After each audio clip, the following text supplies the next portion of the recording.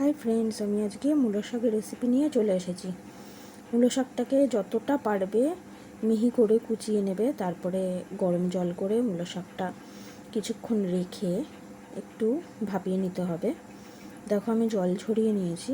এবার হাত দিয়ে মূলো শাকটাকে একটু চটকে চটকে মেখে নিতে হবে, তাহলে মূলো শাকটা নরম হয়ে যাবে আর মূলো শাকের ভেতরে যে জলটা থাকবে সেটাও বেরিয়ে যাবে। এবারে আমি কড়াইয়ে তেল গরম করে বড়ি ভেজে নেব। এটা কিন্তু 10 টাকা প্যাকেটের যে বড়িগুলো হয় সেই বড়ি দিয়েই করব। এতে বিউলির ডালের বড়ি ভালো লাগে না, একটু বেশি শক্ত থাকে। বিউলির ডালের বড়ি সবসময় ঝোলে বা কোনো তরকারিতে দিলে তবেই খেতে ভালো লাগে। বড়িগুলো ভাজা হয়ে গেছে, আমি তুলে নিচ্ছি।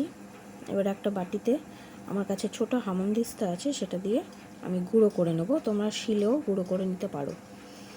অন্যদিকে কড়াতে সর্ষের তেল গরম করে শুকনো লঙ্কা ফোড়ন দিয়ে মূলো শাকটা ভালো করে ভেজে নিতে হবে। নুন হলুদ দিয়ে দেবো ভাজার সময়। মূলো শাকটা যেহেতু ভাপানো হয়েছে, প্রায় অর্ধেকটা সেদ্ধই হয়ে গেছে, তাই জন্য বেশি সময় লাগবে না। ভালো মতো ভাজা হয়ে গেলে এবারে দেখো আমি এদিকে বড়ি মিহি করে গুঁড়ো করে রেখেছি। যতটা পারবে মিহি করে গুঁড়ো করবে, তাহলে ভালো লাগে। সেই বড়িটা দিয়ে দিতে হবে, দিয়ে আবারও সব শুদ্ধ ভালো মতো ভেজে নিতে হবে।